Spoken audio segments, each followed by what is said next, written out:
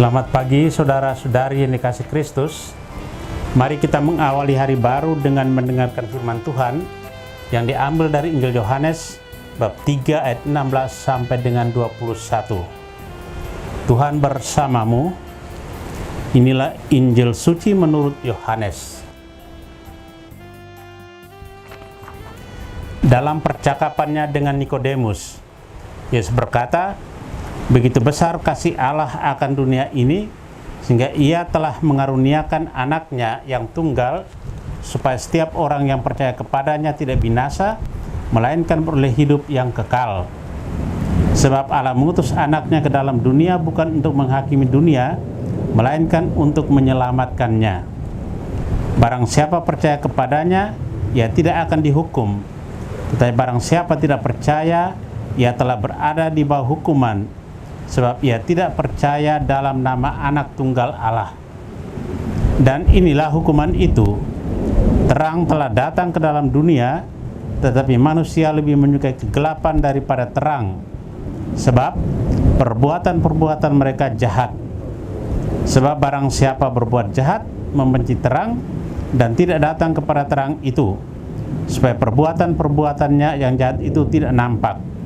Tetapi barang siapa melakukan yang benar, ia datang kepada terang, supaya menjadi nyata bahwa perbuatan-perbuatannya dilakukan dalam Allah." Demikianlah sabda Tuhan. Saudara-saudari yang dikasihi Kristus, tema yang akan kita renungkan hari ini, kasih Tuhan tanpa batas.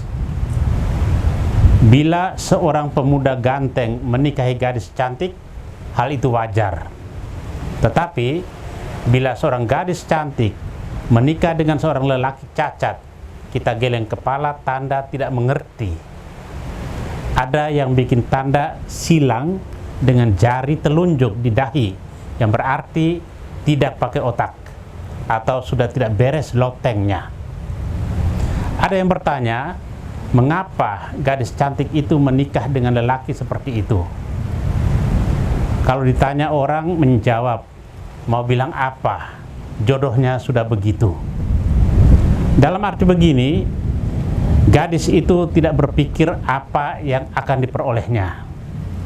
Dia mungkin lebih berpikir tentang apa yang dapat dia berikan kepada lelaki itu.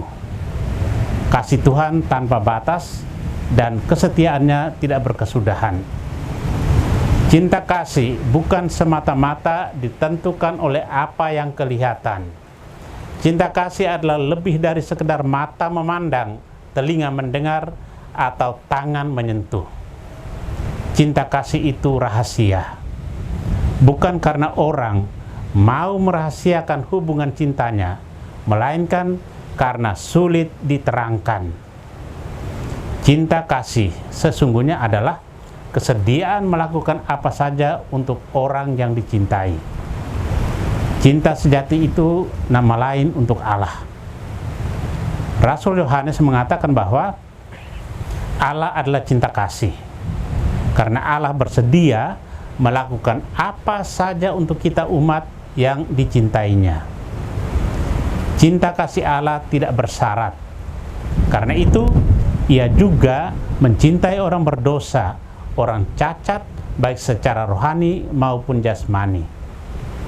Dosa manusia tidak menjadi alasan bagi Allah untuk berhenti mencintai kita manusia.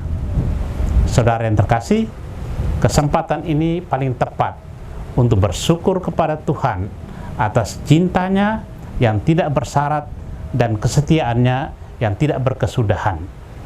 Kita diundang untuk bekerja sama dengan Tuhan dan dengan orang lain yang diutusnya. Kita tidak pernah tahu betapa besar kasih Allah yang telah menyelenggarakan berbagai peristiwa dalam kehidupan kita. Ia tidak hanya mengasihi kita, tapi juga mengasihi seluruh dunia dan semua makhluk yang berada di dalamnya. Amin. Marilah kita berdoa. Tuhan, pagi ini kembali kami naikkan syukur dalam doa dan permohonan. Terima kasih sudah menjaga kami saat tidur maupun bangun. Terima kasih untuk udara sejuk dan segar pagi ini. Tuhan, kami hendak beraktivitas, kami mohon tuntunan dan pemeliharaan-Mu. Jauhkanlah kami dari yang jahat dan berilah kami kekuatan dan kesehatan. Ajarlah kami untuk saling mengasihi dan mengampuni. Kami serahkan hari ini ke dalam tangan-Mu. Kristus terang dunia, berkatilah keluarga-keluarga kami, jadikanlah kami alat kasih-Mu dan pantaskanlah kami menjadi hamba-Mu yang setia. Amin. Tuhan bersamamu. Semoga keluarga kita, orang-orang yang terkasih dan doakan, seluruh aktivitas kita hari ini dilindungi, dibimbing, dan diberkati oleh Allah yang Maha Kuasa, Bapa dan Putra dan Roh Kudus. Amin.